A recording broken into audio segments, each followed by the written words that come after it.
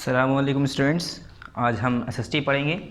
तो सबसे पहले आप अपनी बुक देख लीजिए। आपकी बुक का नाम है a unique book of social studies. ठीक है, आप अपनी बुक देख लीजिए। बुक का नाम क्या है? A unique book of social studies. तो चैप्टर स्टार्ट करने से पहले हम इसका कंटेंट देखेंगे कि आपका सिलेबस क्या क्या है। तो कंटेंट ओपन कर लिए सबसे पहले। कंटेंट में देखिए, हमने आपको बताया था कि आपका सिलेबस जो हमने हाफिली का एग्ज़ाम का लगाया था, हाफिली एग्ज़ाम में जो आने वाले हैं वो कितने चैप्टर हैं? चैप्टर 5, 6, 7, 8, यानी ये 4 चैप्टर सिर्फ आपके एग्ज़ाम में आएंगे। और जो पीए फर्स्ट में आपके आए थे ये चारों चैप्टर अब नहीं पढ़ने हैं आपको, ये आपके एग्ज़ाम में नहीं आएंगे। ठीक है, इसलिए हमने यहाँ पर क्रॉस करवा दिया था। अब इसमें हाफिली एग्ज़ाम के में हमने 4 चैप्टर तैयार करने थे। ठीक है, जिसमें से हम चैप्टर 5 कर लिया हमने, चैप्टर 6 हम कंप्लीट कर चुके हैं, चैप्टर 7 भी कंप्लीट कर चुके हैं। आज हमें जो हमारा लास्ट चैप्टर है, चैप्टर नंबर 8, जैसे ही ये कंप्लीट करेंगे हमारा क्या हो जाएगा? हाफिली का सिलेबस भी कंप्लीट हो जाएगा। ठीक है, तो आज हमें क्या पढ़ना है? हमें पढ़ना है आज चैप्टर नंबर 8। इसके साथ साथ हमारा सिलेबस की भी कंप्लीट हो जाएगा। तो स्टार्ट करते हैं। Indian physical features. ठीक है, इससे पहले हमारा क्या था? India political features. अब इसके फिजिकल फीचर्स के बारे में पढ़ेंगे इंडिया के। पेज नंबर 43 पे chapter number 8 part number 8। Page number 43 open कर लिए। पेज नंबर 43 टॉप पर हम क्या लिखेंगे? चैप्टर के स्टार्ट में पार्ट का नंबर लिखते हैं। तो पार्ट कौन सा है हमारा? 8 है, तो पार्ट 8 लिख दिए यहाँ पर। उसके बाद यहाँ क्या लिखेंगे? यहाँ पर हम उस दिन की डेट लिखेंगे जिस दिन ये वीडियो यूट्यूब पर अपलोड होगी। किस दिन की वीडियो डेट लिखेंगे आप यहाँ पर? जिस दिन ये वीडियो यूट्यूब पर अपलोड होगी उस दिन की यहाँ पर आपको डेट लिखनी है। ठीक है, जिस दिन मतलब ये वीडियो यूट्यूब पर आएगी उस दिन आपको ये डेट लिखनी है वहाँ उस दिन की। India physical features. आपको हमने पॉलिटिकल फीचर्स के बारे में बताया था। ठीक है, अब उसके फिजिकल फीचर्स के बारे में बताएंगे। पॉलिटिकल फीचर्स के बारे में हमने सेंट्रल गवर्नमेंट, उसकी नेबरिंग कंट्रीज़, ठीक है, हम थोड़ा सा बता दे रहे हैं आपको क्या बताया था हमने इसमें पॉलिटिकल फीचर्स में, क्योंकि ये दोनों एक दूसरे से जॉइंट है थोड़ा चैप्टर। इसमें हम पॉलिटिकल डिवीज़न के बारे में बताया था हमने। इंडिया कितनी लार्जेस्ट कंट्री है, इससे बड़ी कितनी कंट्रीज़ हैं, इंडिया के अंदर कितने स्टेट हैं। ठीक है, हमने बताया था 29 स्टेट हैं, 7 यूनियन टेरिटरीज़ हैं। यूनियन टेरिटरीज़ किसे कहते हैं? और सारी स्टेट्स की हमने कैपिटल बताई थी। फिर यूनियन टेरिटरीज़ की यहाँ पर आपको कैपिटल बताई थी। ठीक है, सेंट्रल गवर्नमेंट कौन होता है, हेड कौन होता है। ठीक है, और हमारे पूरे जो हमारा गवर्नर होता है वो किसका हेड होता है, या प्रेसिडेंट कौन होते हैं, प्रेसिडेंट। ठीक है, हमने ये सारी चीज़ें बताई थी। या सेंट्रल गवर्नमेंट का हेड कौन होता है, प्राइम मिनिस्टर। यूनियन टेरिटरी का कौन होते हैं, गवर्नर। इसी तरह से हमारे प्रेसिडेंट जो होते हैं वो कंट्री के हेड होते हैं। ये सारी चीज़ें हमने बताया था। हिमालय के बारे में बताया था। अब आज है हमारा चैप्टर इंडिया फिजिकल फीचर्स। इसके हम फिजिकल फीचर्स के बारे में बात करेंगे। India is the 7th largest country in the world in term of area. हमने बताया था पिछले चैप्टर में भी कि इंडिया जो है 7th लार्जेस्ट कंट्री है, मतलब 7वें नंबर पे सबसे बड़ी है। इससे 6 बड़ी और कंट्री हैं। उसके बाद जब बड़ी की बात कर मतलब सबसे बड़ी रशिया है, उसके बाद ऐसी 5 और हैं, फिर 7वें पे ये आती है हमारी इंडिया। ठीक है, तो 7th लार्जेस्ट कंट्री है ये एरिया के हिसाब से। ठीक है, इस मतलब इसका एरिया अगर नापा जाए तो इंडिया 7वें नंबर पे आती है बड़ी लार्जेस्ट साइज़ के हिसाब से। It is a vast and beautiful land. ये कह रहे हैं ये बहुत बड़ी और ब्यूटीफुल लैंड है, खूबसूरत ज़मीन है और बहुत बड़ी ज़मीन है। The surface varies from one place to other, from mighty Himalayas in the north to the coastal plains. अब ये क्या कह रहे हैं? जो सरफेस है वो वेरी करता है एक जगह से दूसरी जगह। जैसे कि mighty Himalayas in the north to the coastal plain. जैसे हमारा नॉर्थ में देखें तो यहाँ पर माइटी हिमालयाज है। ठीक है, यहाँ पर हमारा पूरा कोस्टल एरियाज़ है। ठीक है, ये हमारा क्या है? हमारे यहाँ पर पहाड़ी इलाका है ना, हिमालय हमारा इसी साइड तो है, नॉर्थ साइड। तो वही कह रहे हैं। It is surrounded by the Indian Ocean on the south, the bay of Bengal on the east and the Arabian Sea on the west. और ये किस किस से सराउंडेड है, मतलब किस से घिरा हुआ है? It is surrounded by the Indian ocean. Indian ocean हमारा किस साइड है? On the south, east west north south, sorry Indian ocean इधर है हमारा। इंडियन ओशन कहाँ है हमारा? साउथ में। उसके बाद बे ऑफ बंगाल किधर है हमारा? ईस्ट साइड में। And the Arabian Sea on the west side, और वेस्ट साइड में इंडिया को किसने घेर रखा है? वेस्ट साइड में अरेबियन सी ने। यानी 3 तरफ से ये सिर्फ और सिर्फ पानी से घिरा हुआ है। ठीक है, मतलब 3 साइड्स अगर हम इसकी देखें तो वाटर बॉडीज से ही कवर है इसकी, खाली 3 साइड इंडिया की। और जो ऊपर वाली साइड है उधर हमारा क्या है? Great Himalaya. The main physical feature of our country are the northern mountain. अब आगे बात उसी की देखिए। जो मेन फिजिकल फीचर है हमारे कंट्री का क्या है? वो हमारा northern mountain. The northern plains the Deccan plateau and the coastal regions, और northern mountain, northern plain, Deccan plateau और हमारे जो कोस्टल रीजन है, ये सारे क्या है हमारे फिजिकल फीचर्स हैं, मेन फिजिकल फीचर्स हैं। Very few countries in the world have so much variety, और ये कह रहे हैं कुछ ही कंट्री ऐसे हैं पूरे दुनिया में जिसके पास इतनी तरह की वैरायटी हैं। हमारे में क्या है, हमारे में कोस्टल एरियाज़ भी हैं, डिज़र्ट एरिया, ठीक है, और हमारे में कुछ जगह ऐसी हैं जहाँ पर बहुत ज़्यादा बारिश हो रही है, कुछ जगह ऐसी हैं जहाँ सूखा पड़ा हुआ है, कुछ जगह कोस्टल एरियाज़ हैं, तो कुछ जगह हमारा डिज़र्ट एरियाज़ है, कुछ सिंपल प्लेन एरियाज़ है, ठीक है, कुछ प्लेट्यूज़ हैं। तो इसी तरह से हमारा कुछ माउंटेनियस एरियाज़ हैं, हिली एरियाज़ हैं। तो मतलब हमारे इंडिया के अंदर बहुत सारी वैरायटी देखने को मिल जाती है। सिर्फ एरिया के हिसाब से ही इतनी वैरायटी हैं, फिर लैंग्वेज भी है, अलग अलग कास्ट, कलर और रिलीजन के लोग हैं, बहुत सारी वैरायटी है, ठीक है। Very few countries in the world have so much variety, और कुछ ही कंट्रीज़ हैं ऐसे, बहुत कम ऐसी कंट्रीज़ हैं पूरी दुनिया में जिसके पास इतनी तरह की हमारी जैसी वैरायटी हो। This is what makes India so beautiful, जिसकी वजह से हमारा इंडिया क्या होता है, बहुत खूबसूरत बन जाता है, मतलब बहुत खूबसूरत इसलिए कहलाता है। नॉर्थन माउंटेन्स या नर्दर्न माउंटेन, इसे नर्दर्न माउंटेन पढ़ते हैं, ठीक है, नॉर्थन लिखा है, northern mountain. In the north we have a high range of mountains called the Himalayas. ये कह रहे हैं हमारा जो नॉर्थ है, नॉर्थ मतलब ये तो साउथ है, इधर वाला हमारा इंडिया का ईस्ट है, इधर वाला वेस्ट है, ठीक है, ये हमारा ईस्ट वेस्ट नॉर्थ साउथ। तो नॉर्थ वाला हिस्सा जो है हमारा ये नर्दर्न इंडिया, ये किस में आता है, in the north we have high range of mountain called the Himalayas. इन्हें हम क्या कहते हैं, जो हमारे नॉर्थ में जो हाई रेंज है माउंटेन्स की, खूब सारे जो पहाड़ हैं उनकी जो रेंज है, उन्हें हम क्या कहते हैं, हिमालय, ठीक है। क्या नाम है उसका, हिमालय रेंज ऑफ माउंटेन्स, मतलब Himalayas. These ranges are covered with snow throughout the year, और ये जो सारी रेंजेस हैं, ये सारे जो पहाड़ हैं, ये पूरे साल लगभग किससे ढके रहते हैं, बर्फ़ से ढके रहते हैं। Cover with snow throughout the year. The top of a mountain is called its peak, और जो हमारे माउंटेन की टॉप होती है, सबसे ऊंचाई वाला, सबसे ऊपर वाला हिस्सा होता है, उसे हम क्या कहते हैं, इट्स पीक, उसकी चोटी। आपने सुना होगा पहाड़ की चोटी, तो पहाड़ की चोटी, वो जो चोटी वर्ड आता है ना, सबसे ऊंचाई वाले हिस्से को कहते हैं। जैसे हमने एक पहाड़ बनाया इस तरह से, तो ये वाला हिस्सा हमारा क्या होगा, ये कहते हैं पीक। सबसे ये जो हमारा नोकीला हिस्सा होता है, जो सबसे ऊपर होता है हिस्सा, ठीक है, इसे हम कहते हैं पीक। ये माउंटेन की पीक होती है, ठीक है। Next page number 44। These ranges have some of the highest peak in the world. ये कह रहे हैं ये रेंजेस जो हैं, हिमालय रेंजेस हैं, जो हिमालय के माउंटेन हैं ये पूरे, इन रेंजेस में कुछ ऐसी हाईएस्ट पीक है, मतलब कुछ ऐसी इतनी ऊंची हाईएस्ट पीक है, इतनी ऊंची चोटी है पूरे दुनिया में, जैसे कि माउंट एवरेस्ट। माउंट एवरेस्ट क्या है, the highest peak in the world apart of the Himalaya ranges. ये जो हमारा माउंट एवरेस्ट है, ये पूरे दुनिया में सबसे ज़्यादा ऊंचाई, सबसे ज़्यादा ऊंचा पीक है, सबसे ज़्यादा ऊंची चोटी है पहाड़ों में। अगर देखा जाए तो कोई सा भी पहाड़ ऐसा नहीं है जो माउंट एवरेस्ट की चोटी से उसकी चोटी ऊंची हो, मतलब माउंट एवरेस्ट से ऊंचा हो, सिंपली हम ये कह सकते हैं, ठीक है। ये पूरी दुनिया में इतना ऊंचा है ये, और ये हिमालय रेंजेस की, हमारे ही जो हिमालय रेंज है, मैंने बताया था ना, हिमालय जो पहाड़ हैं सारे हिमालय रेंजेस में ही ये एक हिस्सा है Mount Everest. The other peak of these ranges are Kanchenjunga, और इसी रेंज के जो अदर पीक हैं, मतलब और ऊंची ऊंची जो चट्टानें हैं इसकी, ये सॉरी जिसे हम कहते हैं पीक यानी चोटी, उसमें कौन कौन सी आती है, कंचनजंगा, नंदा देवी और धौलागिरी, अन्नपूर्णा एंड केटू। और केटू क्या है, K two is high India's highest peak.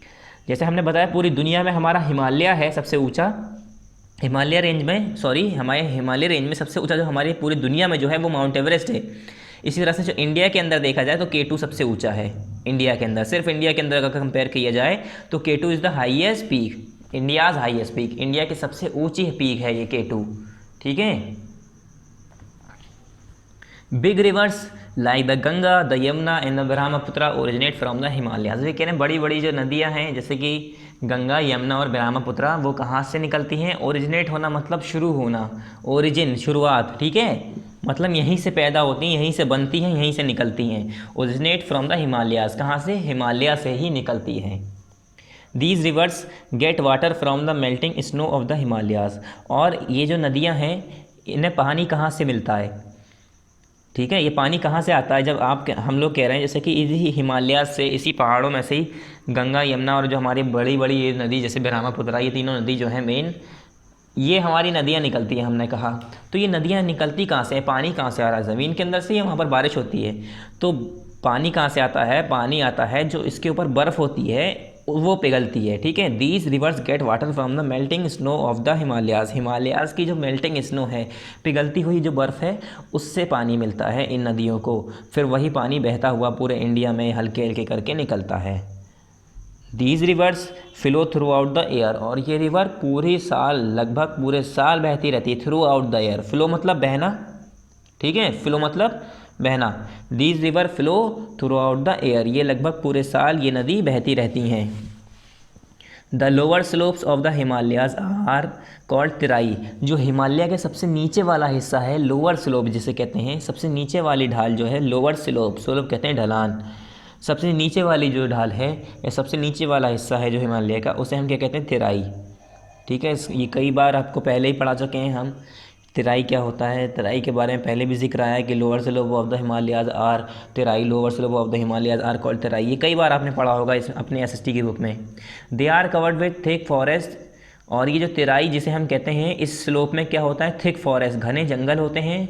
It provides home to many wild animals, और ये घर प्रोवाइड करता है काफ़ी जंगली जानवरों के लिए, ये घर का काम करते हैं। कौन, ये जो हमारा तराई है, तराई मतलब जो नीचे वाला हिस्सा है, नीचे वाला हिस्सा मतलब जहाँ पर खूब सारे पेड़ जंगलात होते हैं।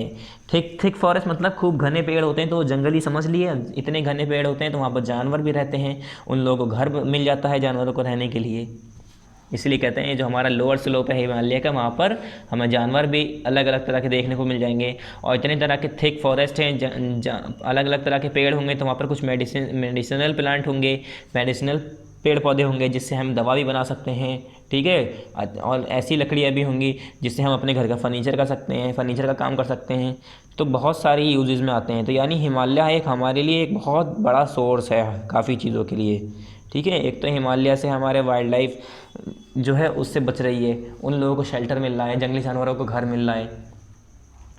फिर है द नदर्न प्लेन्स, अभी हमने क्या पढ़ा, नॉर्दर्न माउंटेन, अब क्या पढ़ेंगे, नदर्न प्लेन, ठीक है। नॉर्दर्न माउंटेन में हमने क्या पढ़ा, नॉर्दर्न माउंटेन में, नॉर्दर्न माउंटेन में हमने मेनली ये पढ़ा कि हमारे हिमालय रेंजेस होती हैं, और उस हिमालय रेंज में माउंट एवरेस्ट जो सबसे ऊंची पीक है वो पूरी दुनिया में सबसे ऊंची है। और जो हमारा K2 है, K2 ये इंडिया में सबसे ऊंची है। और यहाँ से जो बड़ी बड़ी नदियाँ हैं जैसे गंगा, यमुना और ब्रह्मपुत्र, ये यहीं से ओरिजिनेट होती है, और हम कह रहे हैं यहीं से शुरू होती है। तो ये पानी कहाँ से बहता हुआ आता है, तो ये पानी कहाँ से मिलता है, जो नदी बहती हुई आती है, ये मिलता है इसी पहाड़ों पर जो बर्फ़ पिघलती है, जो बर्फ़ जमी होती है वही बर्फ़ पिघलती है, तो इससे पानी निकलता है। पानी वही बहता हुआ गंगा यमुना और ब्रह्मपुत्र की शक्ल में बहता हुआ दिखता है। फिर कह रहे हैं जो हमारी हिमालय के सबसे नीचे वाला हिस्सा होता है उसे हम क्या कहते हैं, तराई कहते हैं, और उसमें खूब सारे घने फॉरेस्ट होते हैं, घने जंगल होते हैं, जिसकी वजह से ये जंगल इतने घने हैं, यहाँ पर खूब सारे पेड़ पौधे होते हैं, जिस वजह से यहाँ पर जानवर भी रहते हैं, तो जानवरों को घर मिल जाता है। फिर आ गए हम नदर्न प्लेन्स पे, अभी हमने माउंटेन पढ़ लिया, अब नदर्न प्लेन्स पे। The northern plains lie to the south of the Himalaya, ठीक है, हिमालय के साउथ में होता है northern plain. The northern plains are called the Gangetic plain, northern plain जो है वो हिमालय के साउथ में, यानी हमारा जो हिमालय ऐसे है यहाँ पर ऊपर टॉप पर, तो east west north south, south के नीचे वाला हिस्सा जो आ गया हमारा वो नदर्न प्लेन हो गया, ठीक है। नॉर्दर्न प्लेन, जो प्लेन हमारा जो अर्थ पे वो नॉर्थ वाले साइड है, तो नदर्न प्लेन हो गया। Lie to the south of the Himalayas, the northern plains are called the Gangetic plain, और जो हमारा नदर्न प्लेन है इसे हम किस नाम से जानते हैं, और गैंगेटिक प्लेन के नाम से। गैंगेटिक मतलब गंगा वाला, गंगा से बना है गैंगेटिक, ठीक है। तो नदर्न प्लेन को हम किस नाम से जानते हैं, Gangetic plains. These plains are flat lands, ये प्लेन्स क्या होते हैं, ये फ्लैट लैंड्स होती हैं, मतलब चिपटी हुई ज़मीन। आपको पता है प्लेन्स हम उस कहते ही उसे हैं, जैसे मैं कहता हूँ ना ये प्लेन सरफेस है, बराबर सरफेस है, चिपटी हुई ज़मीन है, ठीक है। और अगर हम कहें उठी हुई ज़मीन है तो वो प्लेन सरफेस नहीं हो गया, प्लेन लैंड नहीं होगी। तो इसी तरह से फ्लैट लैंड होती हैं ये हमारी, ठीक है। These plains are flat lands, they are very fertile, ये बहुत ज़्यादा फर्टाइल होती हैं। Cities like Allahabad, Varanasi and Kolkata are situated on the banks of these river, ये बहुत ज़्यादा फर्टाइल होती हैं। और जैसे कि सिटी हमारे कुछ शहर हैं जैसे इलाहाबाद, वाराणसी और Kolkata are situated on the banks of these river, और इन्हीं नदियों के बैंक्स पे मतलब किनारों पर ये हमारी सिटीज़, ये हमारे शहर बसे हुए हैं जैसे इलाहाबाद, वाराणसी और Kolkata. The climate of the northern planes is known for its hot summer and cold winter. और ये कह रहे हैं वहाँ का जो क्लाइमेट है, कहाँ का, हमारा यहीं का क्लाइमेट, जो हमारा नॉर्दर्न प्लेन का क्लाइमेट्स है वो अपने गर्मी के लिए भी मशहूर है और सर्दी के लिए भी मशहूर है। कैसे? क्योंकि गर्मी में बहुत ज़्यादा गर्मी पड़ती है, ठंड में बहुत ज़्यादा ठंड पड़ती है। तो ठंड में भी बहुत ज़्यादा ठंड पड़ेगी, नॉर्मल ठंड नहीं जैसे हम लोग को पड़ती है, नॉर्मल ठंड ऐसे नहीं, ठंड है तो बहुत ही ज़्यादा ठंड, और गर्मी रहती है तो बहुत ज़्यादा गर्मी रहती है। The northern plains are one of the agricultural region of the world. और ये कहते हैं जो हमारा नदर्न प्लेन है, नॉर्थन प्लेन है हमारा, वो पूरे वर्ल्ड में एग्रीकल्चर रीजन में आता है। One of the agricultural region मतलब बहुत ज़्यादा अच्छे तरीके से यहाँ पर क्या होती है, एग्रीकल्चर होती है, फसल बहुत ज़्यादा उगती है। Different types of crops are grown in this region. और अलग अलग तरह की क्रॉप्स भी इसी रीजन में उगाई जाती हैं, इसी इलाकों में उगाई जाती हैं। That is why the northern plains are also called the food bowl of India, जिसकी वजह से इसे नॉर्दर्न प्लेन को हम किस नाम से जानते हैं, फूड बाउल ऑफ इंडिया के नाम से भी जानते हैं। Rivers like Mahanadi, Godavari, Krishna, Kaveri and Narmada flow into these plains and make the land fertile. जो हमारी नदियां हैं जैसे कि महानदी, गोदावरी, कृष्णा, कावेरी एंड नर्मदा, ये सारी नदी कहाँ पर बहती हैं, फ्लो इनटू दीज प्लेन्स, इन्हीं प्लेन्स पे बहती हुई जाती हैं, and make the land fertile, जिसकी वजह से ये हमारी जो ज़मीन है वो फर्टाइल, उपजाऊ होती है। हमें आपको बताया था कि जब कहीं से नदी बहती हुई आ रही है तो वहाँ से मिनरल्स, उसके सारे मिनरल्स लेती हुई आ रही है, तो वो मिनरल्स दूसरी जगह पर जब डिपॉजिट करेगी, जमा करेगी वो नदी। जैसे अब मैंने क्या किया कि एक बाल्टी पानी जैसे छोड़ूं, तो पानी जब हम बाल्टी से पानी छोड़ा हमने, तो उसके नीचे की जो ज़मीन में मिट्टी होगी वो भी बह के चली जाएगी। इसी तरह से जब नदियाँ बहती हुई आती हैं तो वो क्या करती हैं, इधर उधर जो बराबर में ज़मीनें होती हैं वहाँ पर अपने मिनरल्स छोड़ के चली जाती हैं। तो मिनरल्स छोड़ने की वजह से क्या होता है, वहाँ की ज़मीन अच्छी हो जाती है, मिनरल्स पाके मिनरल मिल जाता है उन्हें, अच्छी हो जाती है ज़मीन, वहाँ पर फिर खेती भी अच्छी होती है। इसी तरह से मैंने जो बताई थी इलाहाबाद, वाराणसी, कोलकाता, ये सारी इन्हीं बैंक के किनारे हैं, मतलब इन्हीं नदियों के किनारे हैं, बैंक्स पर हैं। ठीक है, बैंक्स कहते हैं किनारा, नदियों का किनारा, तट पर, ठीक है, नदी के तट पर। तो ऐसी जगहों पर ये जो जितने भी शहर बसे हुए हैं, जितनी भी सिटीज़ बसी हुई हैं, उन लोगों का क्या फ़ायदा होता है, यहाँ पर खेती बाड़ी अच्छी होती है। ठीक है, ये कह रहे हैं ना, river like Mahanadi, Godavari, Krishna, Kaveri and Narmada flow into these plains and make the land fertile. इन्हीं प्लेन से गुजरती हुई ये सारी नदियाँ जाती हैं और यहाँ की लैंड को, यहाँ की ज़मीन को फर्टाइल बनाती हैं, उपजाऊ बनाती हैं। The great India desert. अब हमने बताया ग्रेट इंडिया डिज़र्ट के बारे में, आप पहले पढ़ चुके होंगे, मगर आप दोबारा यहाँ पर रिवाइज़ कर रहे हैं हम सारी चीज़ें। ग्रेट इंडिया डिज़र्ट आपने नहीं पढ़ा होगा तो नेक्स्ट क्लास में और एक्सप्लेन करेंगे। ये सारी क्लास एक दूसरे से इंटरकनेक्टेड होती हैं, थोड़ा सा पहले में पढ़ते हैं, फिर उससे एडवांस अगली क्लास में, उससे एडवांस अगली क्लास में। ठीक है, यहाँ पर क्या है, great India desert. Great India desert के बारे में आपने सुना होगा। डिज़र्ट किसे कहते हैं, जहाँ सिर्फ और सिर्फ रेत हो, पानी ना हो, सूखा पड़ा हो, ऐसे इलाकों को हम क्या कहते हैं, डिज़र्ट। ठीक है, the north western part of India covering most of the western Rajasthan is known as the Thar और the great India desert. Great India desert mainly पता है किसे कहा जाता है, थार डिज़र्ट को। थार डिज़र्ट नाम है और वो बहुत बड़ा है, इंडिया का सबसे बड़ा डिज़र्ट है, इसलिए उसे great India desert, great Indian desert, यानी इंडिया का सबसे बड़ा डिज़र्ट, इंडिया का सबसे बड़ा रेगिस्तान। ठीक है, the north western part of India, जो हमारा इंडिया का नॉर्थ वेस्टर्न पार्ट है, मतलब east west north south, east west north south, तो नॉर्थ और वेस्टर्न वाला पार्ट कह रहे हैं, यानी इन दोनों के बीच में, यहाँ ये हमारा ईस्ट हो गया, ये वेस्ट हो गया, ये नॉर्थ हो गया, ये साउथ हो गया, ये नॉर्थ वेस्टर्न कह रहे हैं, यानी ना नॉर्थ ना वेस्ट, दोनों के बीच वाला हिस्सा नॉर्थ वेस्टर्न, यहाँ वाला। अगर ये हमारा नॉर्थ है, ये वेस्ट है लेफ्ट वाला, तो इसके बीच वाला नॉर्थ वेस्टर्न। ठीक है, ऐसे यहाँ पर हमारा ईस्ट है, ये हमारा नॉर्थ है, तो ये हमारा क्या हो गया, ईस्ट नॉर्थ। ठीक है, ये नॉर्थ वेस्ट, ये नॉर्थ ईस्ट हो गया। इसी तरह से हमारे यहाँ साउथ है, ईस्ट वेस्ट नॉर्थ साउथ, तो ये साउथ, इसके साउथ और ईस्ट के बीच वाला हिस्सा साउथ ईस्ट, साउथ और वेस्ट के बीच वाला साउथ वेस्ट। इसी तरह से हम इसका नेमिंग करते हैं। Covering most of the western Rajasthan is known as the Thar और द ग्रेट इंडिया डिज़र्ट। और ये राजस्थान का काफ़ी वेस्ट वाला हिस्सा, ठीक है, east west covering western Rajasthan, Rajasthan का वेस्ट वाला हिस्सा बहुत सारा कवर करता है, उसके साथ मतलब राजस्थान में ही काफ़ी एरिया जो है थार डिज़र्ट का आता है। Is known as the Thar और द ग्रेट इंडिया डिज़र्ट। इसे हम किस नाम से जानते हैं?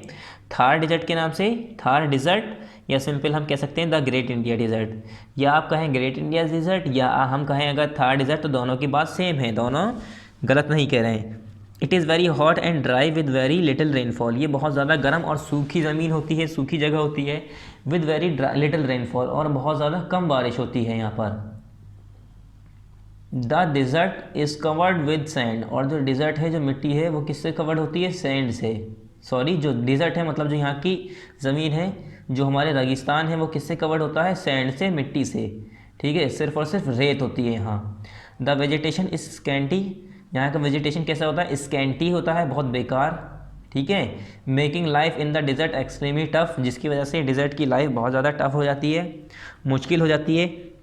Therefore this part is thinly populated, जिसकी वजह से ये पार्ट हमारा थिनली पॉपुलेटेड है, मतलब यहाँ के लोग कम रहते हैं, यहाँ पर लोग, पॉपुलेशन नहीं है ज़्यादा। क्यों नहीं है? क्योंकि यहाँ पर खाने पीने को नहीं है। खाने पीने को क्यों नहीं है? क्योंकि यहाँ पर वेजिटेशन नहीं हो पा रही है, मतलब खेती बाड़ी नहीं हो पा रही है। अब ये क्यों नहीं हो पा रही? क्योंकि यहाँ पर पानी की कमी है और ज़मीन में फर्टिलिटी भी नहीं है पानी नहीं होने की वजह से, जिसकी यहाँ पर खेती नहीं हो पाती है और लोग बाग फिर यहाँ पर कम रहते हैं।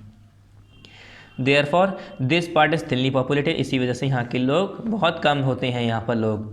The camel is the main means of transport in the sandy desert region, और ये कह रहे हैं जो हमारा कैमल है वो मेन मीन्स ऑफ ट्रांसपोर्ट है, मतलब मेन यही है हमारी सवारी करने का ज़रिया, एक यही है in the sandy desert region. जो हमारा रेतीला गर्म इलाका है, रेतीला इलाका है, उस इलाकों में ऊँट की ही सवारी होती है, और यही हमारे लिए एक ज़रिया है जिससे हम चल सकते हैं। It is therefore called the ship of the desert, और इसीलिए हम इसे क्या कहते हैं? Ship of the desert, desert की शिप। ठीक है, मतलब रेगिस्तान का जहाज़।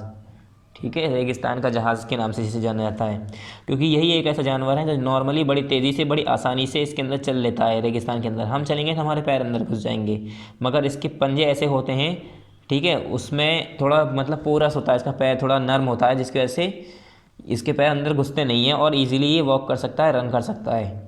किसमें? रेगिस्तान में। फिर आया हमारा द कोस्टल प्लेन। अब ये कोस्टल प्लेन क्या होता है?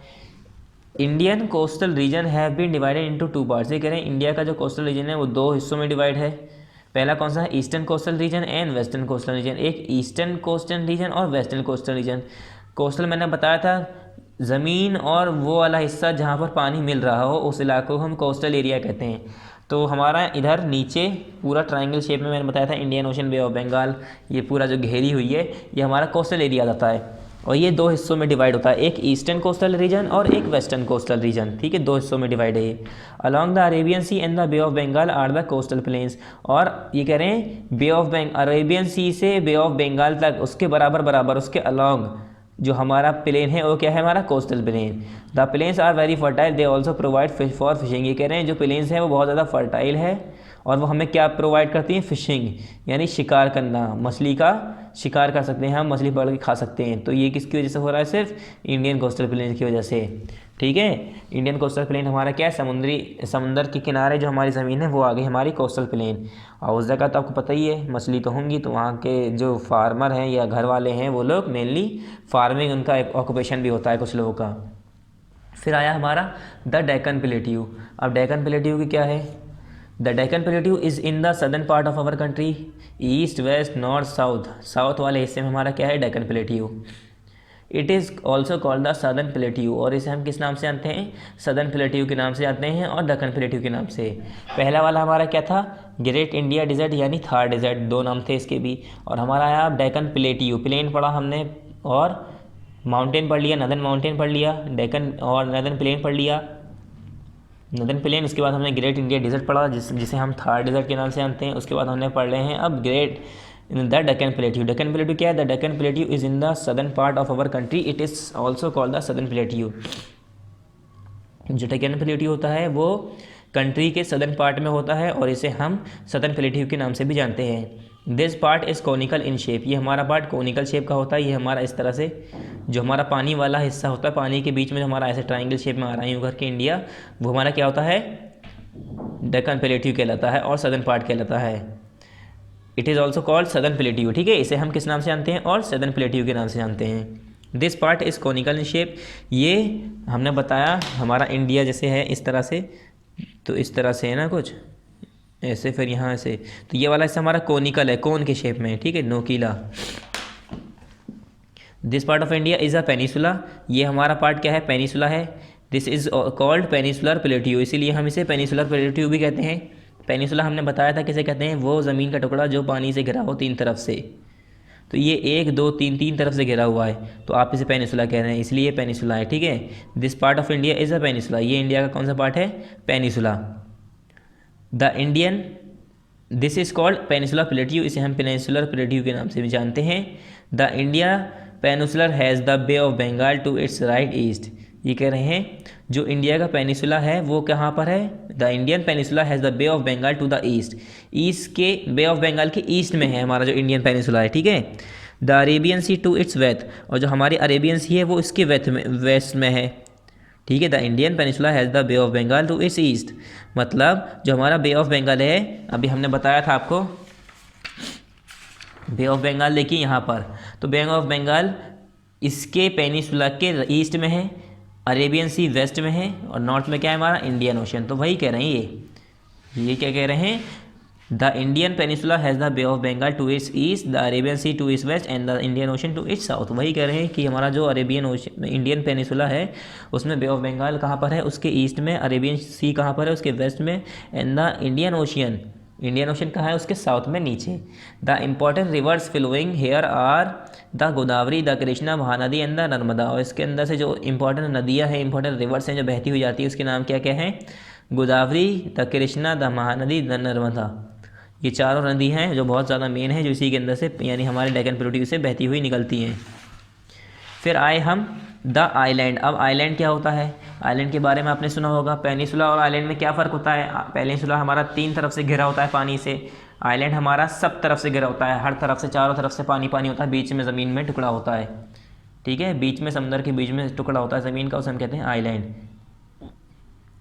The islands, there are two groups of islands on the eastern western side of south India. South India के ईस्ट वाले हिस्से में और वेस्ट वाले हिस्से में दो ग्रुप हैं आइलैंड्स के, मतलब आइलैंड एक अकेला नहीं है, जैसे अंडमान एंड निकोबार आइलैंड्स है, फिर लक्षद्वीप आइलैंड है। तो अंडमान और निकोबार आइलैंड आपको दिख रहा होगा, ये एक आइलैंड नहीं है, इसमें छोटे छोटे दो तीन खूब सारे आइलैंड मिले हुए हैं, उन्हें मिला के हमने कहा है अंडमान निकोबार आइलैंड, इसी लक्षद्वीप आइलैंड।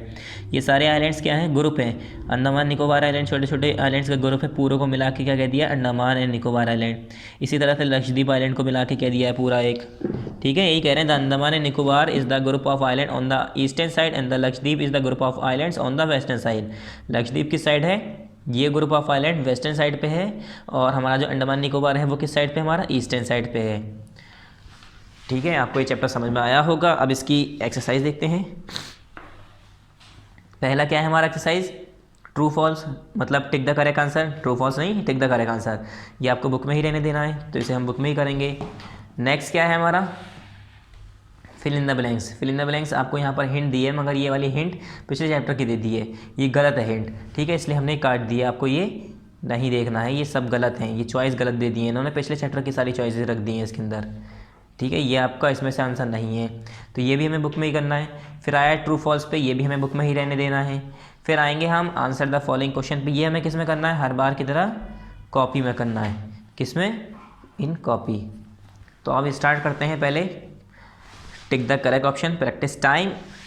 पहला क्या है हमारा इसमें, the northern plateau lies to the dash of the Himalayas. ये कह रहे हैं जो हमारा नॉर्थन प्लेन्स है, not plateau, plains, northern plains है वो हिमालय के किस साइड में आता है, तो हमने बताया था हिमालय हमारा पूरा नॉर्थ में है। अब हिमालय के नीचे यानी नॉर्थ के नीचे है, यानी साउथ वाला हिस्सा हो गया, तो हिमालय कहाँ पर है, to the south of the Himalayas. Northern plain कहाँ पर है, to the south of the Himalayas, Himalayas के साउथ में है नॉर्थन प्लेन। दूसरा क्या है, the top of a mountain is called the, जो माउंटेन की टॉप होती है, सबसे ऊंचाई वाला हिस्सा होता है, उसे हम क्या कहते हैं, हिल, प्लेट्यू या पीक, तो उसे हम कहते हैं पीक, पहाड़ की चोटी, सबसे ऊंचाई वाला हिस्सा, ठीक है। पहले का क्या है हमारा, पहले का हो गया हमारा बी, दूसरे का हो गया हमारा सी। फिर नेक्स्ट है हमारा क्वेश्चन नंबर 3 इसी का, the highest mountain peak of India is. अगर इन्होंने पूरे वर्ल्ड की पूछी होती तो माउंट एवरेस्ट, यहाँ पर किसकी पूछी है, इंडिया की। इंडिया की क्या है, K2, सिर्फ और सिर्फ K2, इस पर आप टिक कर लिए। The Lakshadweep is the group of island on the eastern side, western side, southern और सदर्न साइड। तो अभी हमने ऊपर ही बताया है कि जो हमारा लक्षद्वीप है वो क्या है, is the group of island on the western side, ये हमारा वेस्टर्न साइड पे, तो आप किस पे टिक करेंगे, बी पर।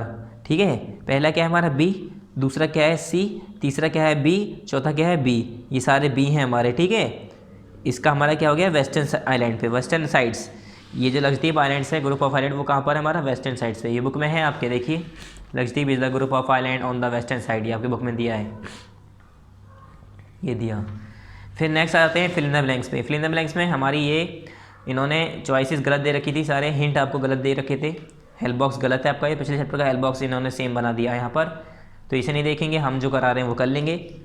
पहला क्या है हमारा इसमें, the Ganga and the Yamuna originate from the Himalayas, सभी को पता है गंगा और यमुना कहाँ से ओरिजिनेट होती हैं, कहाँ से, हिमालयाज से। जो हमारी गंगा और यमुना नदी है, और साथ में हमने ब्रह्मपुत्र भी बताई थी, ये तीनों नदी कहाँ से निकलती हैं, हिमालयाज से। तो यहाँ पर क्या लिखेंगे, हिमालयाज, HIMALAYAS, हिमालयास। उसके बाद दूसरा क्या है इसका, the lower slopes of the Himalayas called, जो हिमालय की लोअर स्लोप होती है, नीचे वाला हिस्सा होता है, उसे हम किस नाम से जानते हैं, हमने बताया था उसे क्या कहते हैं हम, तेराई। क्या कहते हैं हम उसे, तेराई, TERAI, क्या कहते हैं हम उसे, तेराई। तीसरा क्या है, the northern plains are called the dash, northern plain को हम किस नाम से जानते हैं, गैंगेटिक प्लेन्स, किस नाम से, गैंगेटिक प्लेन्स। तो यहाँ पर आपका प्लेन्स लिखा हुआ है, तो आप इसे मत लिखिए, ये वाला हटा दिए, आप इरेज कर दिए, खाली आप लिखिए गैंगेटिक प्लेन, यहाँ पर पहले से लिखा हुआ है। ठीक है, the northern plains are called the Gangetic plains. ठीक है, the northern plains are called the Gangetic plains. Fourth है इसका, the dash plains are called the football of India, India का फुटबॉल किस प्लेन को जाना जाता है, किस प्लेन के नाम से, तो the northern plains are called the football of India. ये कह रहे हैं जो हमारा नॉर्थन प्लेन है, यानी नॉर्थ वाला जो प्लेन है हमारा, नॉर्दर्न प्लेन है, उसे हम किस नाम से जानते हैं, are called the football of India, India के फुटबॉल के नाम से जानते हैं। ठीक है, मतलब खाने का प्याला, जिसमें इतनी, इसलिए इसे कहा जाता है क्योंकि इसमें बहुत तरह की, अलग अलग तरह की इसमें फसलें उगती हैं, और अलग अलग मौसम में अलग अलग फसलें उगाते हैं लोग बाग, तो इसलिए इसमें इसे हम फुटबॉल ऑफ इंडिया के नाम से जानते हैं। फिर आगे हमारा right T for true and F for false statement, true false लिखना है हमें। ठीक है, पहला क्या है हमारा इसमें, horse is the main means of transport in the desert region. ये कह रहे हैं जो डिजर्ट रीजन है, जो रेतीला इलाका ऐसा होता है, उसमें ये कह रहे हैं हॉर्सेस जो होते हैं, घोड़े जो होते हैं, वही सबसे मेन ज़रिया होता है सफ़र करने का। तो हमने बताया था ऊँट होता है, कैमल के बारे में बताया था अभी कि डिजर्ट एरियाज़ में सबसे फास्टेस्ट चलने वाला जो जानवर है, सबसे अच्छे से नॉर्मली ईजीली चलने वाला जानवर है, कौन सा है, कैमल। ठीक है, तो इसीलिए कहते हैं जो हमारा कैमल है, जो हमारा ऊँट है, वो क्या है हमारा, जो हमारा कैमल है ये क्या है हमारा, सबसे तेज़ चलने वाला जानवर है, जो रेत में, रेगिस्तान में इजीली चल लेता है, इसलिए हम इसे क्या कहते हैं, शिप के नाम से भी जानते हैं। तो यहाँ पर मगर ये क्या कह रहे हैं, हॉर्स बता रहे हैं, यहाँ पर ये कह रहे हैं horse is the main means of transport in the desert region, तो ये हमारा क्या हो गया, फॉल्स। हमने बताया था कैमल होता है, यहाँ ये कह रहे हैं कि हॉर्स होता है, तो ये हमारा क्या हो गया, फॉल्स। फिर क्या है दूसरा, the great India desert is one of the agricultural region of the worlds. ये कह रहे हैं जो हमारा ग्रेट इंडिया डिजर्ट है, वो सबसे ज़्यादा एग्रीकल्चरल रीजन है पूरे इंडिया में, सबसे मतलब one of the agricultural region में आता है। हमने तो आपको ये बताया था कि यहाँ पर एग्रीकल्चर होती नहीं, खेती बाड़ी हो ही नहीं पाती है, सूखा पड़ा रहता है, तो यहाँ पर खेती बाड़ी होती नहीं है। और यहाँ कह रहे हैं कि ये सबसे अच्छा one of the agricultural region में आता है, एक मतलब बड़े एग्रीकल्चर खेती बाड़ी वाले इलाकों में आता है, तो ये फॉल्स हो गया। ठीक है, यहाँ पर तो बल्कि यहाँ पर लाइफ बहुत मुश्किल है, टफ है यहाँ की लाइफ, क्यों, क्योंकि यहाँ पर खेती बाड़ी नहीं हो पाती है, पानी की कमी की वजह से ज़मीन फर्टाइल नहीं है यहाँ की, तो ये भी क्या हो गया, फॉल्स हो गया। तीसरा क्या है हमारा, the Deccan plateau is conical in shape. ये कह रहे हैं जो हमारा डेक्कन प्लेट्यू है वो कॉनिकल शेप में है, तो हमने बताया डेक्कन प्लेट्यू हमारा कॉनिकल शेप का होता है, अभी हमने पीछे ही बताया था आपको, तो ये ट्रू है। तीसरा क्या है हमारा, Terai are covered with thick forest. ये कह रहे हैं जो तराई होता है हमारा, तराई वाला रीजन जो मैंने बताया था, हिमालय रेंजेस में सबसे नीचे वाला हिस्सा जो होता है हम उसे क्या कहते हैं, तराई। और ये क्या कह रहे हैं, हमने बताया था ना, lower slope of Himalayas are called Terai, जो हिमालयाज का लोअर स्लोप होती है उसे हम क्या कहते हैं, तराई। और वो जो है बहुत ज़्यादा घने जंगलों से, थिक फॉरेस्ट से घिरा होता है। ठीक है, कवर्ड होता है, थिक फॉरेस्ट से, घने जंगलों से घिरा होता है पूरे तरीके से, उसे ये क्या कह रहे हैं ये, तो ये भी सही कह रहे हैं, ट्रू है ये वाली बात। तो ये हमारा पहला क्या हो गया, फॉल्स, दूसरा हमारा फॉल्स, तीसरा ट्रू, उसके बाद चौथा ट्रू। उसके बाद आंसर द फॉलोइंग क्वेश्चन में क्या है, what do you mean by. अब आपको पता ही होगा आंसर द फॉलोइंग क्वेश्चन हम हर बार किस में करते हैं, कॉपी में करते हैं। तो मैं आपको इसके आंसर्स कॉपी में दिखाऊंगा, आप भी अपने कॉपी में इसे नोट कर लिएगा, ठीक है। तो मैं आपको क्वेश्चन आंसर्स दिखाता हूँ। सबसे पहले हमें क्या करना है, हर बार की तरह पार्ट का नाम, पार्ट नंबर मतलब पार्ट हमारा क्या है 8 है, पार्ट 8 लिखिए यहाँ पर, चैप्टर नंबर 8 लिखिए यहाँ पर, इंडिया फिजिकल फीचर मतलब चैप्टर का नाम। फिर उसके बाद हेडिंग लिखेंगे आंसर द फॉलोइंग क्वेश्चंस, ठीक है। यहाँ पर डॉट बना देंगे और यहाँ पर क्या लिखेंगे, सेम डेट लिखेंगे, जो आप बुक में लिखेंगे वही डेट यहाँ पर। और डेट कौन सी होगी, डेट होगी हमारी वो वाली जिस दिन ये वीडियो यूट्यूब पर अपलोड होगी उस दिन की यहाँ पर डेट होगी।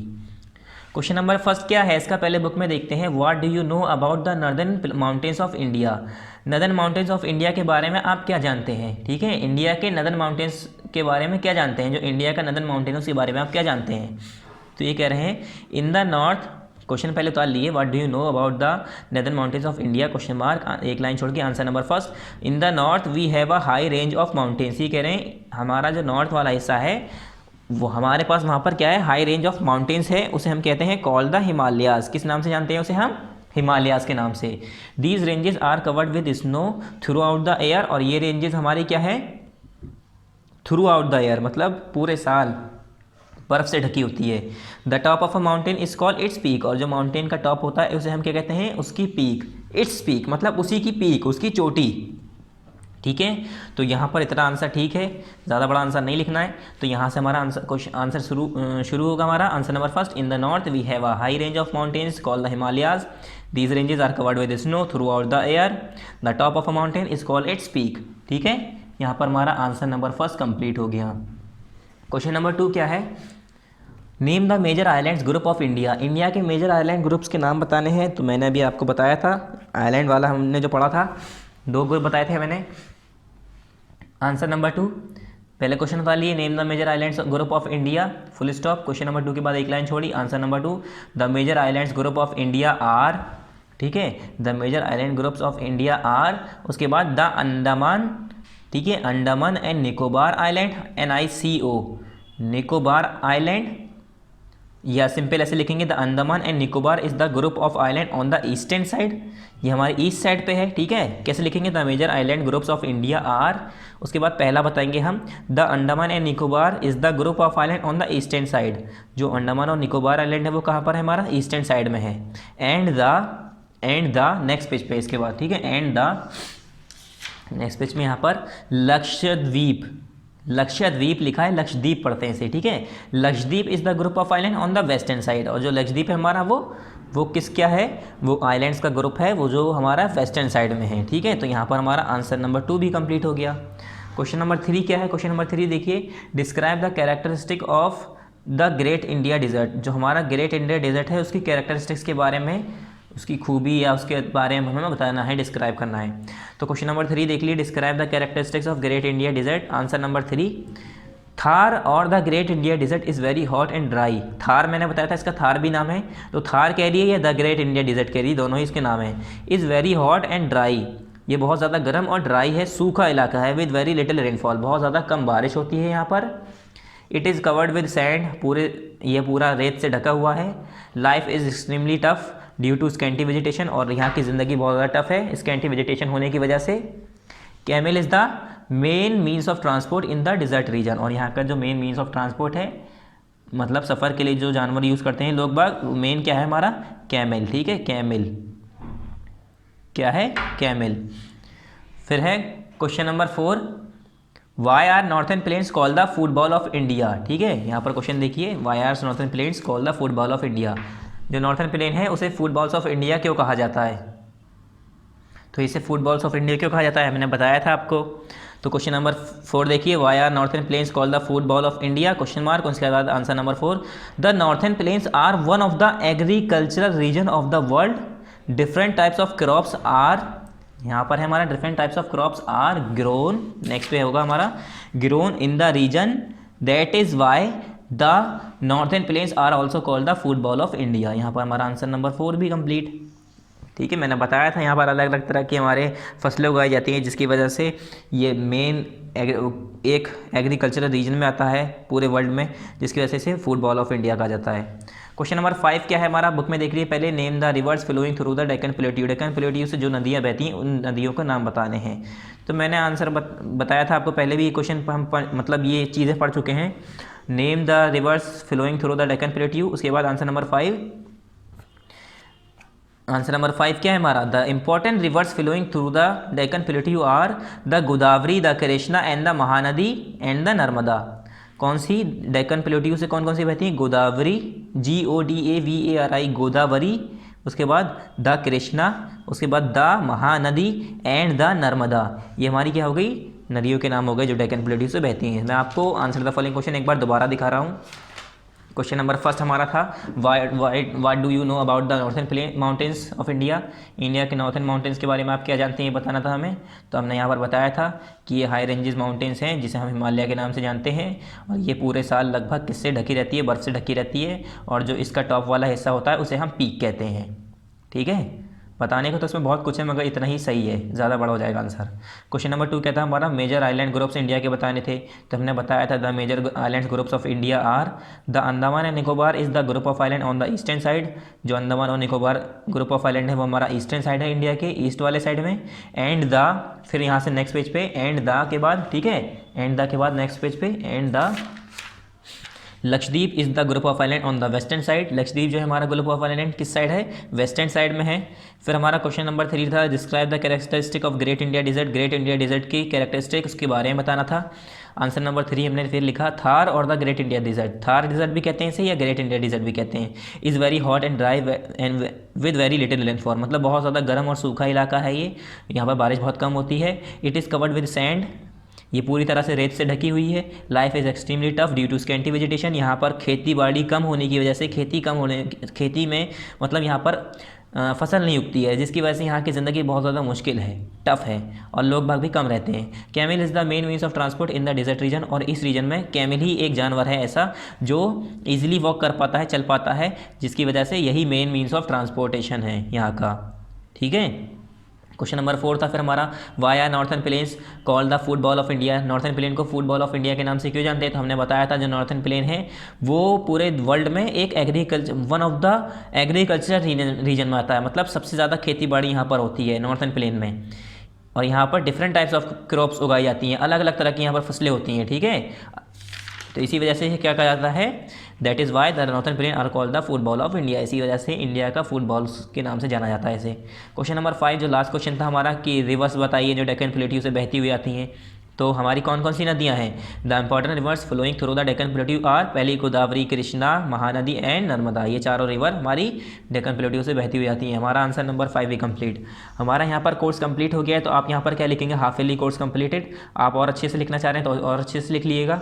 और शुरुआत में जैसे हमने बताया था यहाँ पर पार्ट का नाम, part number, chapter 8 India physical feature, ये सारी चीज़ें लिखिएगा, डेट लिखिएगा। ठीक है, और लास्ट में हाफ ईयरली कोर्स कंप्लीटेड लिख दिएगा, डेट लिख दिएगा किस दिन कोर्स कंप्लीट हुआ है, और उसके बाद यहाँ पर भी बुक में भी हाफ ईयरली कोर्स कंप्लीटेड। ठीक है, और आपको मैं बता दूँ सिलेबस एक बार दोबारा, आप सिलेबस में गलती मत करिएगा। सिर्फ और सिर्फ एग्जाम के लिए कौन से चैप्टर पढ़ने हैं आपको, चैप्टर नंबर 5 पढ़ना है, 6 पढ़ना है, 7 पढ़ना है, 8 पढ़ना है, और 8 भी आज हमने कंप्लीट कर दिया है। ये आप हाथ के हाथ तैयार करके इसे याद करके रख दिए, इसे टाइम मत लगाइए। ठीक है, ये चारों चैप्टर आपके एग्जाम में आएंगे, ये चारों चैप्टर आपके एग्जाम में नहीं आएंगे, क्योंकि आपने ये टेस्ट में दे दिए हैं, टेस्ट में आए थे, अब ये एग्जाम में आएंगे खाली, ये नहीं आएंगे एग्जाम में, 4 ऊपर वाले 4 नहीं आएंगे, 1 2 3 4 नहीं आएंगे। क्या क्या आएगा आपका, खाली 5 6 7 8, यही आपको तैयार करना है। ठीक है, ये 4 चैप्टर, यहाँ पर आपका हाफ ईयरली का एग्ज़ाम का कोर्स भी कंप्लीट हो गया, सिलेबस कंप्लीट हो गया। नेक्स्ट टाइम नेक्स्ट वीडियो पढ़ेंगे। थैंक यू, अस्सलाम वालेकुम।